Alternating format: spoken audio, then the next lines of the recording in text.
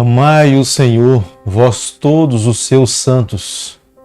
O Senhor preserva os fiéis, mas retribui com largueza ao soberbo. Sede fortes, revigore-se o vosso coração, vós todos que esperai no Senhor. Salmo 31, verso 23, verso 24. Vamos lá, mais um dia, estudarmos um capítulo da Palavra do Senhor. Que esse dia seja um dia de bênção para a nossa vida, que nós possamos sentir as santas influências do céu falando ao nosso coração nessa manhã. Que o eterno Deus estenda suas mãos sobre os nossos planos, projetos, nos dias de hoje e no decorrer da nossa caminhada também. A palavra de Deus aqui no livro de Salmo, capítulo 31, verso 23 e o verso 24, o desejo do salmista para nós e ao que ele fazia era amar ao Senhor todos os dias.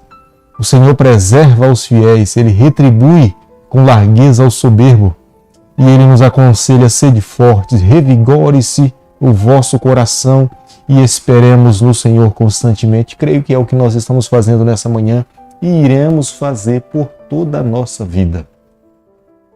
Estamos estudando o livro de Êxodo e nessa manhã convido você a ter nas mãos a palavra do Senhor, o capítulo 13, o verso 2. Consagra-me todo primogênito, todo que abre a madre de sua mãe entre os filhos de Israel, tanto de homens como de animais, é meu. Quando nós estudamos aqui o capítulo 13 do livro de Êxodo, nós não podemos nos esquecer que Deus, com mão poderosa, tinha libertado o seu povo do cativeiro do Egito.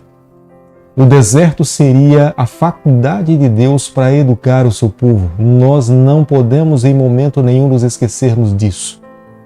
Quando você estiver com a palavra de Deus aberta, lembre-se, Deus estava levando o seu povo porque dentro do cativeiro do Egito, que tem um simbolismo de mundo, de pecado, de apostasia, de estar longe de Deus, eles estavam vivendo ao seu bel prazer.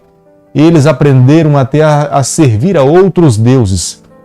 Creio que a grande dificuldade deles ouvirem Moisés falar do Deus de Abraão, do Deus de Isaac, e acreditar e confiar no que Deus iria fazer, porque de fato eles estavam vivendo dentro de uma cultura completamente diferente, que não era o plano de Deus.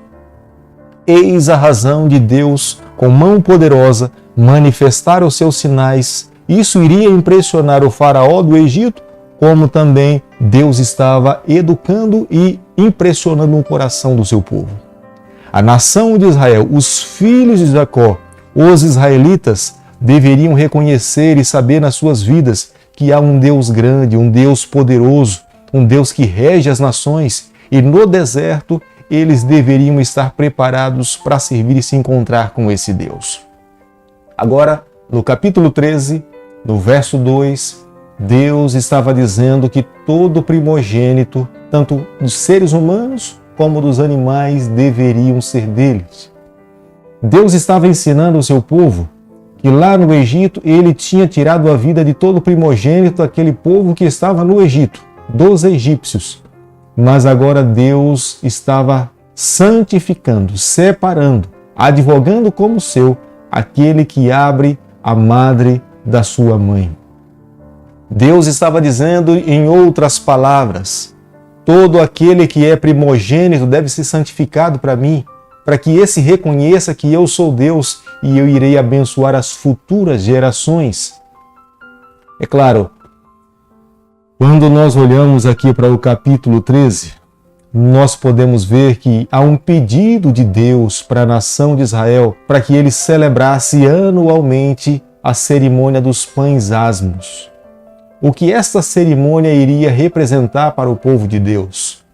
Havia uma representação de arrependimento, uma representação de confissão de pecado, de abandono do Egito e com Deus no deserto viver uma nova experiência sendo conduzidos pelo Senhor. Deus queria levar a nação de Israel a entender que o tempo vivido no Egito deveria ser esquecido, mas agora com Deus no deserto eles deveriam viver uma nova experiência no Senhor. Lembre-se de uma coisa, Deus tinha duas rotas para conduzir o povo de Deus. A rota norte, que passava pela terra dos filisteus, e a rota sul, que passava por uma região bem mais curta, Deus opta em conduzir o seu povo pela rota mais longa. Deus estava preparando o seu povo.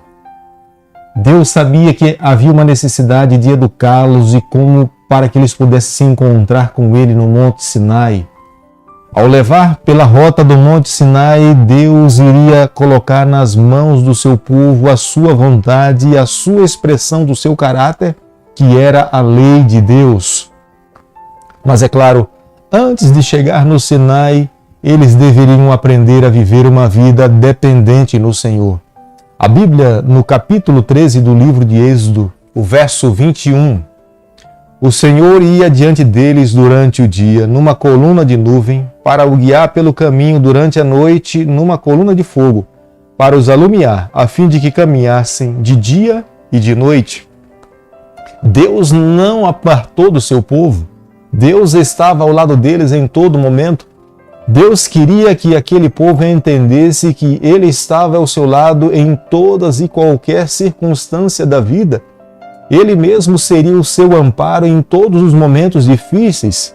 Seria no deserto que aquele povo ia aprender que Deus é a água da vida.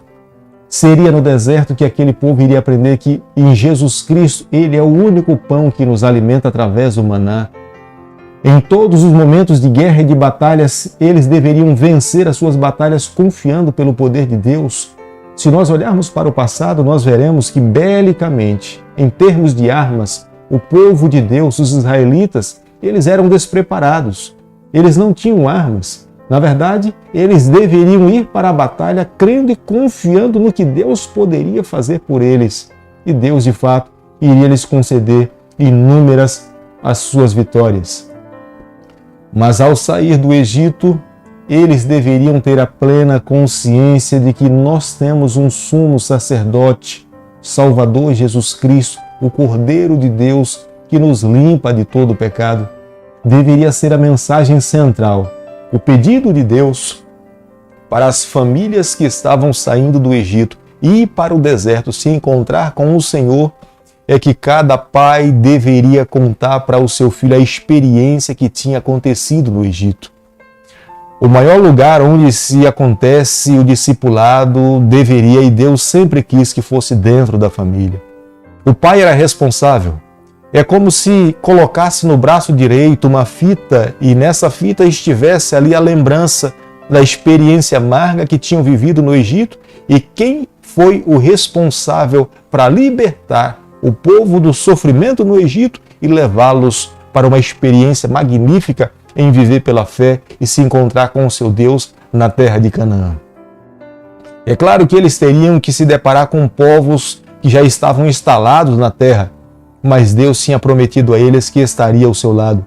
E quando o pai se voltasse para os seus filhos contando como Deus os libertou das pragas e o que eles tiraram e levaram do Egito para poder se encontrar com Deus no deserto, o coração dos seus filhos deveria se encher de esperança, de fé, de convicção de que eles deveriam manter-se seguros ao lado do Senhor. E tenho certeza, amigo, nessa manhã, recai sobre os nossos ombros uma tremenda responsabilidade. A nossa primeira comunidade é a nossa família. Nós somos responsáveis para educar os nossos filhos para se encontrar com o Senhor. Já não é a primeira vez que falo aqui nesse canal.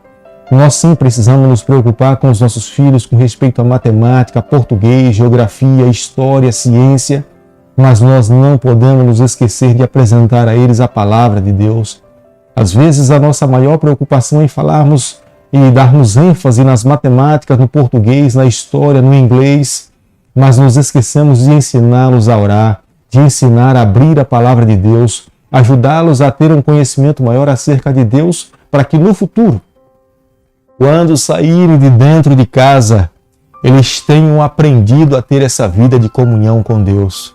Nessa manhã vale a pena nós pararmos para refletirmos como é que está o nosso culto pela manhã, como é que está o nosso culto vespertino, matutino e vespertino, os nossos momentos de oração com Deus. Não adianta nós falarmos para os nossos filhos, vá orar, se eles não nos verem orando, não adianta falarmos para eles vá ler a Bíblia ou a lição da escola sabatina, se nós não tivermos tempo para podermos também estudarmos a palavra do Senhor.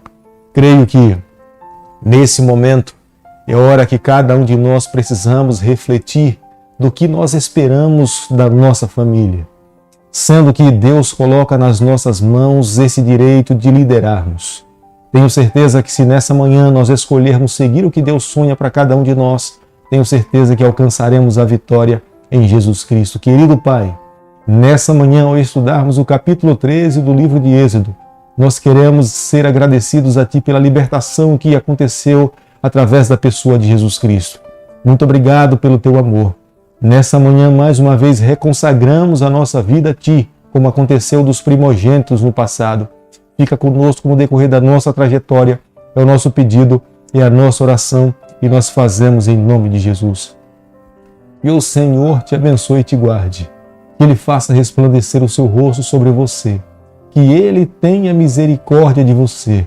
E sobre você nessa manhã, Ele levante o seu rosto e conceda a sua paz em nome de Jesus. Amém.